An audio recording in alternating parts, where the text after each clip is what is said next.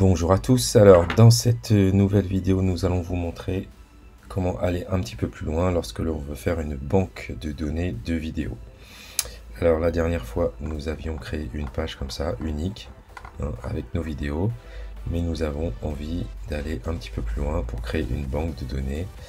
Donc voilà le résultat de ce que nous allons réaliser. C'est-à-dire sur la partie tutoriel vidéo ici, plusieurs onglets, donc ici 5 onglets, où quand je vais cliquer, je vais pouvoir avoir ma série de vidéos automatiquement, plutôt qu'une seule page. Voilà, donc je vais pouvoir créer une navigation à l'intérieur de cette page. Alors, ici nous avons choisi d'avoir 2 images par colonne, on pourrait en avoir 3, on pourrait en avoir 4. On pourrait en avoir qu'une, mais voilà, on va vous montrer tout ça en détail dans la suite de cette vidéo. C'est parti!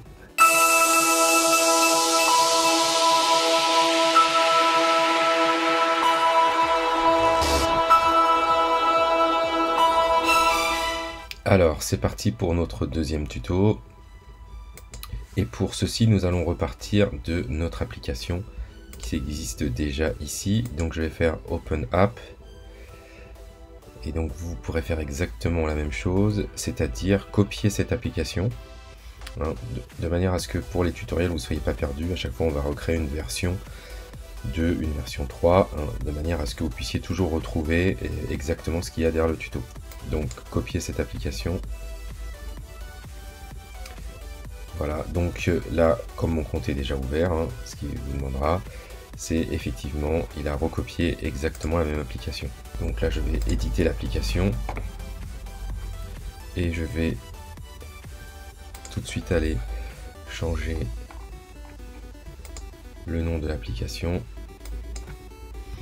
Je vais l'appeler version 2 V2. Hop.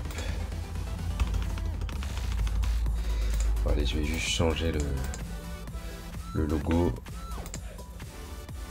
pour que ce soit un petit peu plus facile, voilà, de les retrouver. Donc on va partir d'ici, et du coup on va se consacrer ici à nos vidéos. Alors juste pour aller un petit peu plus loin que la dernière fois, là on avait 1, 2, 3 vidéos. Alors maintenant il y a la 4e vidéo sur Glide Apps qui est sortie. Donc je vais faire éditer le sheet, donc le petit feuille Excel, je vais mettre dans le tutoriel vidéo, et là du coup voilà, je vais mettre ici création de 3 pages. C'est le premier gros tutoriel de 20 minutes que nous avons fait, et je vais aller ensuite dans mon YouTube Studio ici, clac, pour hop, prendre le lien. Donc là il me l'a copié et j'ai juste à me mettre là et faire CTRL V, et voilà. Du coup, si je reviens ici sur mon application et que je recharge, hop, du coup, sur la partie basse, création de 3 pages, et j'ai bien mon tutoriel qui a été créé ici. Enfin, ma vidéo plutôt qui a été rajoutée ici. Là, le problème, c'est que on imagine que voilà, sur ma chaîne, j'ai des playlists comme ça.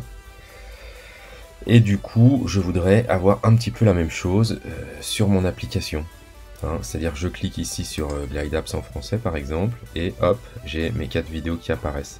Je voudrais reproduire exactement la même chose, mais sur mon application. Alors vous allez voir, c'est pas très compliqué. Donc on va commencer par celui-là, macOS. Hop. Donc je vais retourner ici sur mon application et sur le sheet, et il suffit juste pour le coup, voilà, de changer ici, de rajouter une 2e ligne. Donc macOS, ici du coup ce sera Glide Apps, voilà, et ici du coup la vidéo sur macOS était sur, voilà, la mise à jour, les 2 étapes réalisées avant la mise à jour de macOS. Donc je vais prendre le lien, copier, hop, que je vais du coup mettre ici. Je vais rajouter les 2 étapes avant la mise à jour vers Catalina. Hop, sans faire de changement, on va retourner sur notre glide app et faire le rechargement, comme d'habitude. Alors là, effectivement, ça change rien du tout. Hein, pourquoi? Parce que on est ici à droite dans le détail de la ligne. Du coup, on ne voit que la première ligne. Du coup, maintenant, si je passe sur liste, ici, comme par magie, eh bien, j'ai ici, du coup, une espèce de menu qui s'est créé automatiquement. Donc, chaque ligne correspond ici à une ligne de mon tableau. Donc, il y a plusieurs modes de présentation. Le mode liste, ici. Voilà, le mode compact list, où du coup, c'est encore plus simple dans la présentation. Et il y a le mode teal, ici, qui me permet d'avoir quelque chose d'un petit peu différent. Alors si je descends dessous, en termes d'image, hein, je peux demander des gros carrés, comme ça. Voilà, des choses un peu plus différentes en termes de taille. Ça va dépendre un petit peu de comment, ce que j'ai préparé comme image, hein, pour pouvoir faire ça. Est-ce que je veux quelque chose où je suis obligé de descendre? Moi, je vais plutôt partir sur quelque chose de carré, de tile, de carrelage, de carreaux, de couverture par colonne. Donc 1, 2, là du coup ça peut devenir un petit peu plus sympa, 3, un peu plus petit, un peu plus difficile à voir, et on peut aller jusqu'à 4 en fonction de ce qu'on veut faire. Voilà, donc là moi je vais rester sur 2 pour que ce soit un petit peu plus sympa. Alors là ce que j'aimerais bien du coup c'est rajouter une image plutôt que de partir sur ça. Donc je vais retourner ici et je vais me mettre sur la colonne B, faire un clic droit et faire insérer à gauche. Et là du coup je vais taper image. Voilà. Ensuite je vais aller dans Google et je vais taper glide app par exemple. Voilà, et je vais me mettre dans image. Donc je vais enregistrer l'image dans téléchargement. Et du coup, hop, je vais prendre juste mon image ici et je vais la faire glisser dans la fenêtre directement.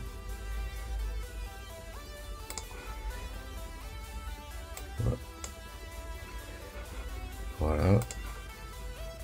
Je vais aller chercher une image de Catalina.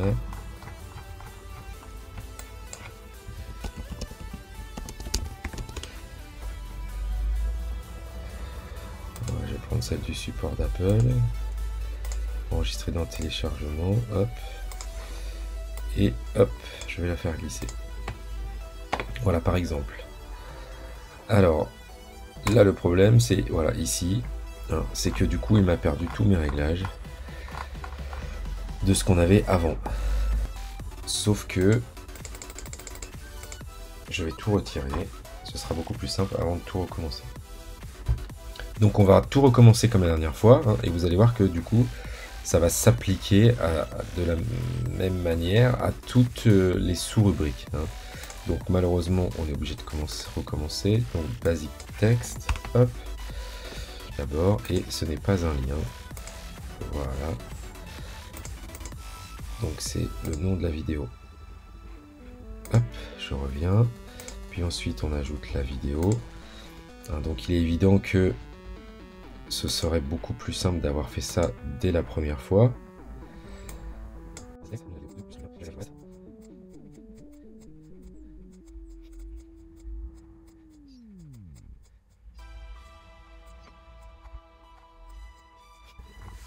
Voilà, donc là j'ai bien recréé comme la dernière fois. Et là maintenant quand je vais dans macOS Catalina, et ben j'ai exactement la même chose. Du coup je vais vous faire en version accélérée la même chose, enseigner avec l'iPad, Apple Watch Series 5 et Didi Osmo. On se retrouve à la fin.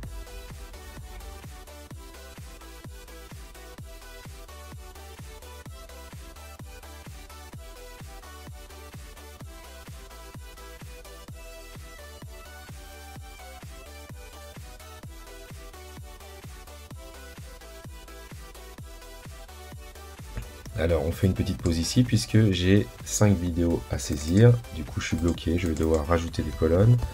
Donc nom 5, vidéo 5, et du coup on va rajouter nom 6, vidéo 6. Hein, de manière à ce que je puisse du coup rajouter des choses au fur et à mesure. Donc là ma vidéo 5, donc Strava sur l'Apple Watch, et je colle. Alors maintenant quand je retourne ici et que je recharge, il me dit qu'il a trouvé des nouvelles colonnes.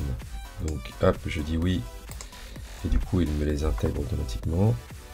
Donc là j'étais sur l'Apple Watch, 1, 2, 3, 4, et il me manque la 5e vidéo. Là il m'a rajouté la 6e, mais moi ce que je veux, donc je vais supprimer. Je vais d'abord rajouter le basic text, c'est toujours la même chose, nom 5, basic text, j'ai oublié d'enlever le lien, voilà.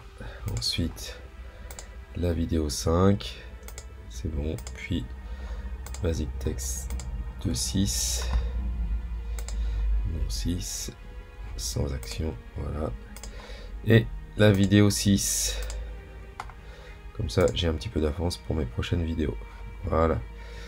Donc si je reviens ici, Light Apps, c'est bon, macOS, une vidéo, enseigner avec l'iPad, 2 vidéos, Apple Watch Cherry 5, j'ai mes 5 vidéos, 1, 2, 3, 4 et 5, voilà. Donc il me reste plus qu'à mettre les images, donc je vais hop les prendre ici et les faire glisser automatiquement. Donc voilà, il faut attendre le petit temps d'enregistrement. Hop.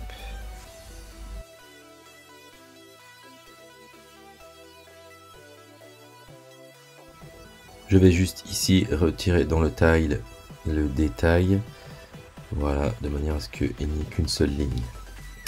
Et voilà, c'est fini pour notre vidéo du jour, tutoriel qui nous expliquait comment faire une bibliothèque de vidéos. N'hésitez pas à poser vos questions dans les commentaires, ce qui nous permettra peut-être de trouver un sujet pour les prochaines vidéos. Et voilà, on vous souhaite une bonne semaine à tous et on se dit à lundi prochain pour le tutoriel suivant.